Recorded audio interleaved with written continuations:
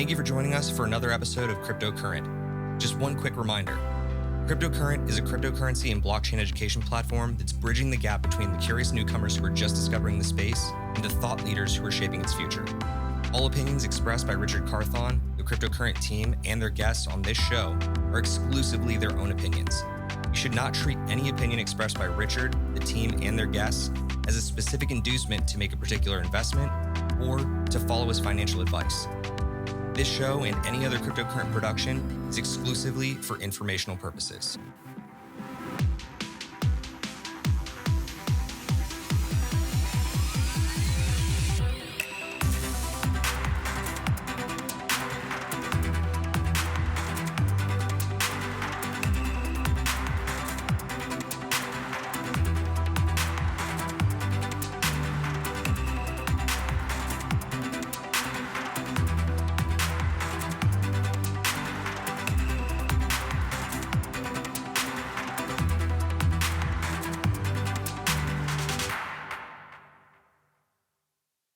What's up, everyone? Your host here, Richard Carthon, here to help you stay cryptocurrent, all things Web3. And today I have a really special guest that is all the way out in New York and splits times out in Miami, but is working on a project that I have a lot of resonation with, being near and dear to my heart, with the importance of education, especially as it relates to financial literacy, and especially as it relates to giving that to our youth. Today we have Alexis Samuels that is with FinLitx. How are you doing today? I am doing wonderful, Richard. Thanks so much for having me on your show. I'm so excited and rearing to tell our story. Absolutely. Well, excited to hear the story, but first we want to learn a little bit more about you. Can you give us a little bit of background on yourself? Well, my background really is what inspired our vision to educate people in the area of financial literacy. I came out of a project complex in Brooklyn, New York, and I was surrounded by boundaries, but I believed that I could achieve more. The result was I was inside of a program in a high school that afforded me the opportunity to finish at the age of 14 and a half. The next week, I was working at a company in Wall Street, learn international trade, importing and exporting. About 3 years later, I started my own company doing the same thing with the agents that I had acquired in Spain, in Portugal, in Italy, and in the Far East. And it's been over 30 years now since then. I haven't looked back. But that journey, while starting there, enabled me to learn much more about banking, about site drafts, letter of credits. And this was just prior to the EC, the Economic Community, being formed. So prior to that, if you wanted to do business, importing and exporting with countries overseas, then you had to clear customs, you had to understand duty, you had to understand currency adjustment factors. These are all the things I learned within those first few years as a young man. It afforded me an opportunity to travel the world also. The other week, I'm on a plane out of JFK, New York, out to Barcelona, Spain, in my early 20s. And just living it, loving it, learning it. But then, not long thereafter, I had a radio show here in New York where I was taking call-ins from people and answering their questions about economics, about finance. And it wasn't long thereafter that we found ourselves facing the foreclosure crisis. And the majority of the calls, the common thread through all of them, was if they were falling behind in their mortgage payments, if they were having challenges paying their credit card bills. It was a fearful experience for them because they didn't want to answer the phone, whenever a bill collector called. So I decided I needed to figure out how to take what I had learned throughout what was well over decades at that point and put it into a gamified system. If you look over my shoulder, there's a learning system that I invented called RTP, or Get On the road to prosperity. What it does is it's just financial literacy just by playing the game. In my mind, I was saying, why is everybody playing Monopoly when the only thing you learn is how to collect rent and hope somebody's going to land your property? But what about credit scores? What about banking? What about uh, things like mortgages? What are your legal rights? And I should mention, I'm also about a 22-year paralegal. So we were able to actually incorporate the law, its reality. Those who play it's currently available in about 25 states inside school systems across the country.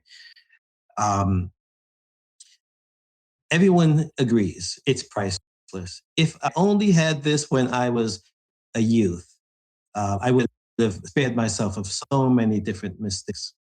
And so we began to distribute it in school systems across the country. And right here in the New York City area, we saw amazing results in that there are homeless shelter students here in the New York area that go to the Department of Education headquarters after school and they play our learning system. And to see the transformation, because it digs deep down into the heart, their emotions. One of our board of directors, Dr. Jeff Gardner, he's a clinical psychologist. After he played it with family, he said, wow, Alexis, this is the first time I was able to get to the 15-year-old. And I'm a psychologist. He's on CNN, he's on Fox TV, and other media recognized as America's psychologist. But even he was having difficulty getting through to his 15-year-old. But this learning system was designed in a gamified way in order to bring out emotion. In fact, our studies show that when you play it, you release dopamine because it literally impacts your emotions. And it can take a bad tendency and replace it with a good one. So we're actually remapping the brain and taking those ones who might have developed bad financial habits and actually rewarding them with learning how to do it the right way. And then studies show, continue to make the right decisions when they're confronting it. So that's my background. It's a passion for me. So I've committed myself to it. Our plan has grown to become a global vision because we have relationships in Africa, in the Caribbean, in South America that are also looking for the services that we're providing through our learning system and what's coming, which is where we go into FinLitx. Which is exciting. And again, you have quite a robust, story just in general, right? And being able to go into a program at age 14, getting your first job, working Wall Street, learning all of that, and having that access to just information, gamifying it, turning into roads to prosperity, sharing that with the world. Like you said, you're in across 25 states and probably have impacted the lives of countless children. But now you're trying to expand that vision and this access to even more. And so that's where we fast forward to today, where we have FinLitx. So tell us, what is it, and how is this being implemented on within the crypto blockchain landscape? Yeah, wonderful. Well, FinLitx is a brand that stands for financial literacy with the X factor. It's financial literacy for a digital world. We don't believe it makes sense to teach children the analog way of doing business or managing your resources, your funds. We did a survey years ago in one of our schools clients, and we asked, how many of you have a checking account? How many of you, students, and these students range from ages 14 to roughly 16 years old. 0. None of them had a checking. Well, how many of you have a credit or a debit? Almost all the hands went up. Well, that's just the beginning of the transition to digital currency. The other side of it that, quite frankly, disturbs us is that a centralized banking system, there are banks that is taking wealth from our families, and the earliest ones starting at 13, 14, 15 years old. When you get about 16, 17, 18, you start to get these applications in the mail from the credit card company backed by the banks. And they're trying to get you to sign up, and don't worry, you can get your credit score started this way. We'll give you a $200 credit line. It's only a $75 annual fee, which we'll take right off the top. So you start out in debt and no education as to how to manage those funds, financial values. That's just one example of why learning financial literacy from the earliest stages is critically important. And I'll just throw one statistic out to you. 85% of those who learn financial literacy learn them from their parents. Since up until now, schools haven't really been mandated to offer a financial literacy course. But what if the parents are not financially literate? Well, the truth of the matter is what children do is they watch their parents' habits. And from our experience, the majority of these are not financially literate. So it just continues to perpetuate a downward spiral whereby there's a major transfer of wealth from our families, to the banking institutions, which are centralized. So that's one of the reasons why we became inspired to set up a financial literacy ecosystem. We have the tools already. We've already developed them a long time ago, the financial literacy curriculum that we deliver through our gamified systems to school systems. But then when COVID hit back in early 2020, those superintendents and principals began calling me and saying, Alexis, can we convert what we have, which is largely speaking a tabletop system, a brick and mortar system? Half of our schools have to shut down and go hybrid. And yet we want to continue these programs. Can you provide us with an online platform that would enable us to not only, and this is what it became, not only continue the education, but reduce our administrative expense, because our platform is an autonomous one. You don't need a human monitor to manage the course. It's all autonomous. In addition to that, it incorporates artificial intelligence through machine learning. It gets smarter and smarter. We capture the data from the system, and it's not just socioeconomic data, a lot of which the schools have, but it's also the economic data that we're able to acquire through pre-assessments, post-assessments. In this particular area or geographic, what seems to be the underlying issue when it comes to managing debt, when it comes to saving.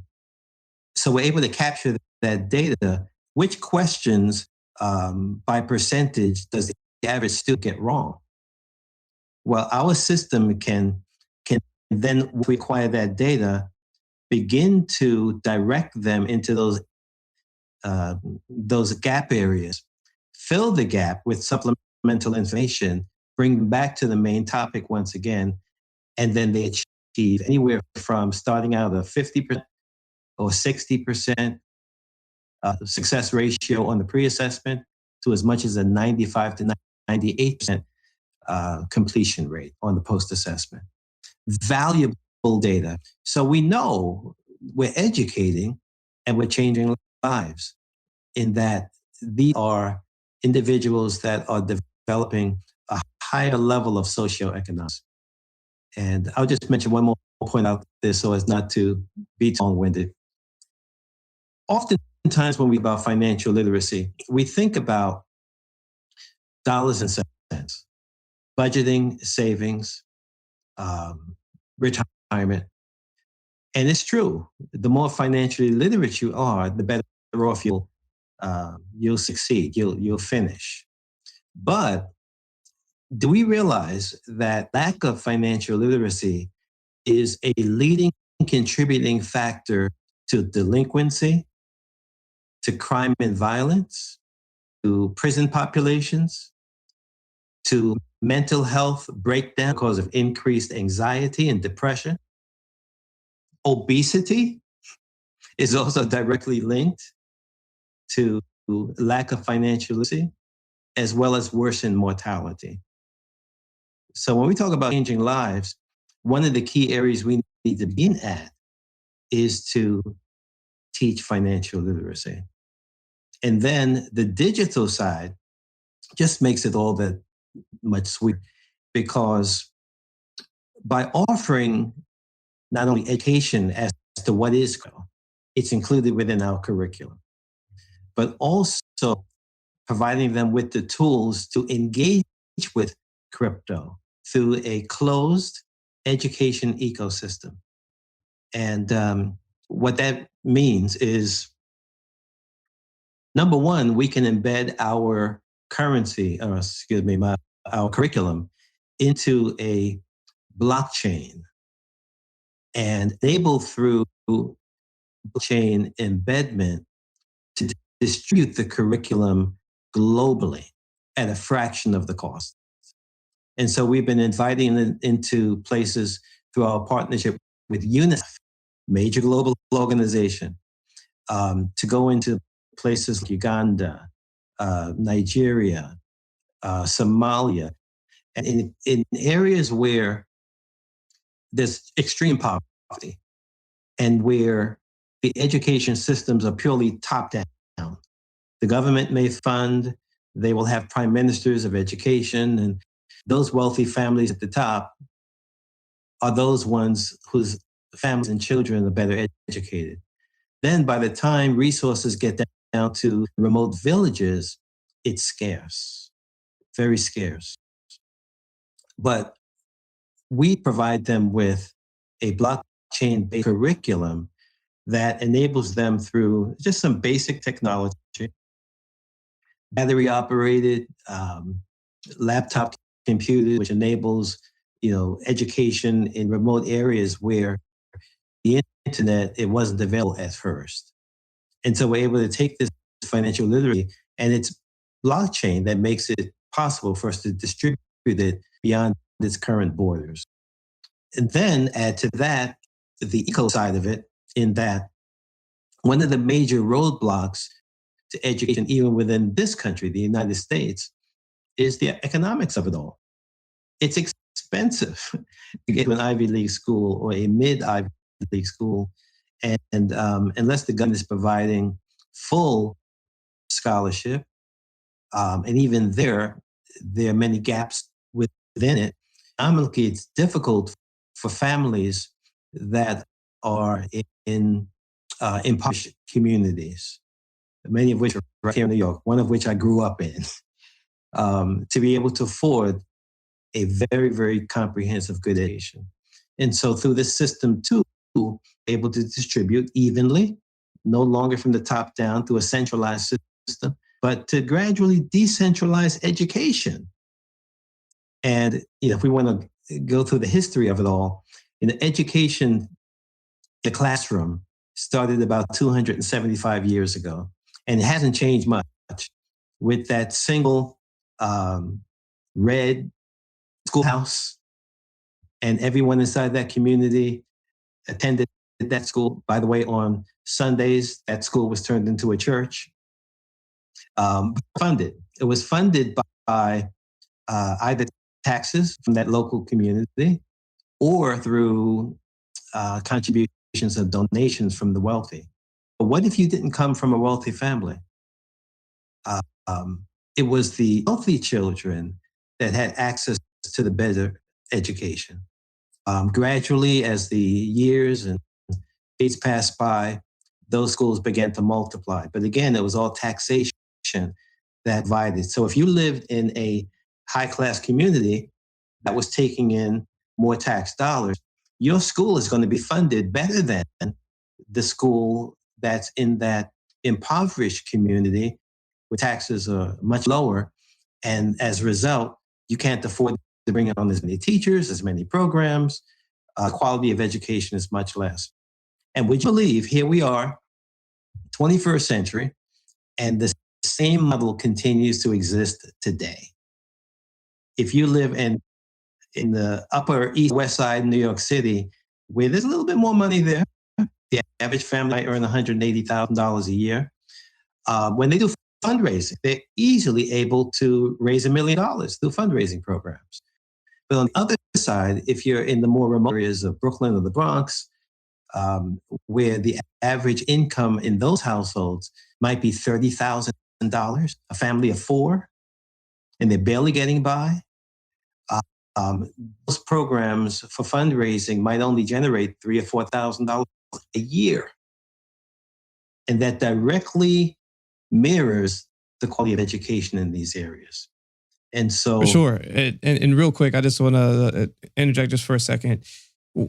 What you're creating with FinLitx is that X factor of access and a variable that is a gamified solution to teach financial literacy that is helping your users to grow over time, learn about the financial institutions of how they can be doing certain things in their life to be improving the future of their livelihoods, just from simple lessons along the lines of knowing something as simple as not getting a $200 line of credit where you initially are getting $75 put on it. So you're already being put in debt and you're starting at not starting at even, right? Or even being able to provide access to people in other countries that don't have the means to give the financial access or resources to teach about different ways that they can be doing improvements as well. So let's talk a little bit more about how this is being implemented out and where you're rolling this out to first. So if someone's listening to this and they're like, yes, you're speaking my language, I completely follow, this is an issue. How can someone who's listening to this right now participate and utilize this? Well, our platform offers two different access points. One for individual consumers who would just like to take the course on their own. So that's a download. And the majority of the expense associated with managing the program comes from the back end, quite frankly. And so our fee base is very, very nominal. Then on the institutional side, it's also designed for school systems, regardless of the size. We started out about 3 years ago with the Paterson, New Jersey school system. That's 37,000 students. And they're the first one who contacted us and said, can you convert this to an online system for us? And what's amazing is that the access is for superintendent login, principal login, upload students, and then schedule, click the start button, notification goes out to all the students, privacy is maintained. Then the course takes over through video presentations, through Q&A, pre-assessment, post-assessment, and a host of rewards that are built in from the back end. So in this way, the students are rewarded with retail access, consumer products for completing the course, as well as through points that can be converted for things like travel, but then also with cryptocurrency. Our own crypto coin called the RTPX coin. And just like our gamified learning system, RTPX stands for Road to Prosperity with the X Factor. Well, that's the name of our coin, RTPX coin. Now, because of regulatory realities, we're launching the coin this fall on a discount basis. So universities that partner with us agree to reduce their tuition by at least 10%, which on the low side could be $3,000. On the high side, we're finding the $5,000, $6,000. That's per semester. Well, they discount, and a part of that deal, if you will, with the universities they have come to us and asked us to help them with the issue of diversity. A lot of universities are having difficulty with equity, with diversity, bringing Black and Brown students into their uh, households, if you will, by recruitment. Well, we have a large contingency in that community because of the work that we've been doing over the last 16 years. So by taking our course, the students are empowered so that they actually earn resources. They just through their own taking of the course, acquire their own scholarships, which are then accepted by these universities, and they then have better access to these universities. So it satisfies a number of different pain points in the education world and creates a circular ecosystem with our cryptocurrency. And as soon as the regulatory environment clears, as for example, many cryptocurrencies are dealing with the issue of whether or not they are a true security, and if so, then they have SEC as their partner and very, very high bars to hurdle over. Money transfer licenses in all 50 states, which on average can cost about $500,000 to be available nationwide.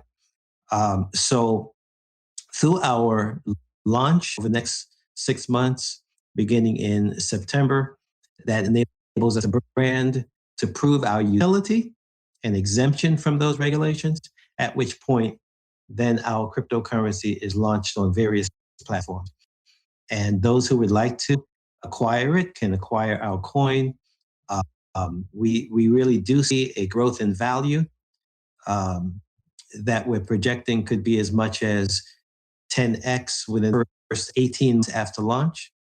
But even now, we believe it's the right time to partner with us, because we're in the midst of a multi-million-dollar fundraise in exchange for corporate equity.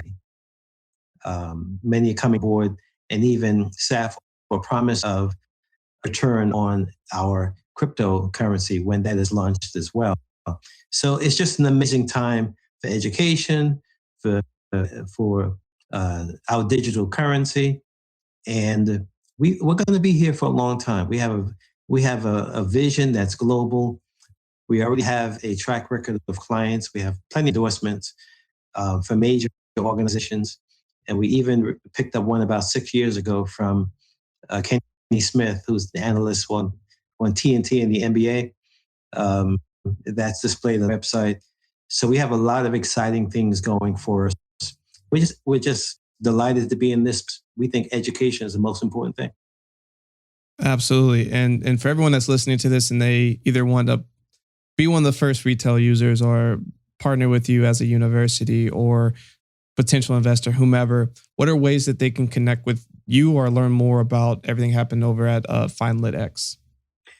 Well, we would invite you to go to our website, which is FinLitx, FinLitx.com. We're about to launch a new investor website. It actually should launch toward the latter part of this week. And it's going to exchange at that URL, so you'll see a little bit more about the opportunities that are available. We will be posting our investor deck to that website, most likely tomorrow, if not this afternoon. We're just looking at some finishing touches on the valuation. And so you'll be able to learn everything you can learn there. If you'd like to shoot me an email, I can be reached at social@finlitx.com. That's SOCIAL at finlit, FINLIT.com.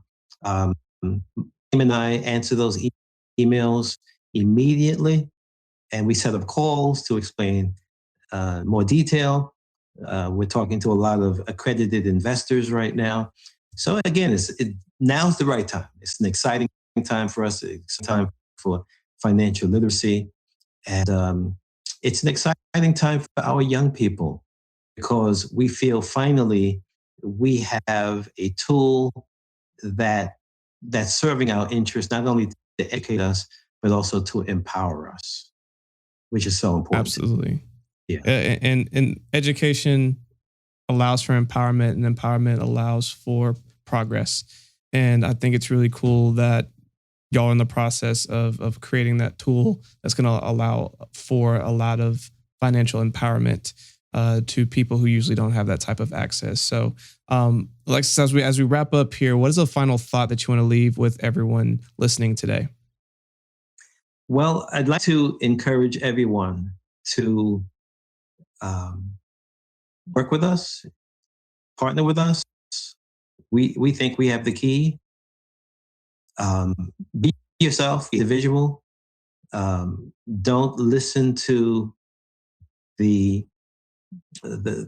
chorus that's out there that has brought us to a place of multi-trillion-dollar debt within this country and is feverishly trying to hold on to regulations and control the markets. There may be boundaries in front of you, but those boundaries can be overcome through education. And we feel it's the best time right now because since the internet, since the invention of Bitcoin and the crypto world, that's the pathway that we believe will lead to more independence and ultimate success.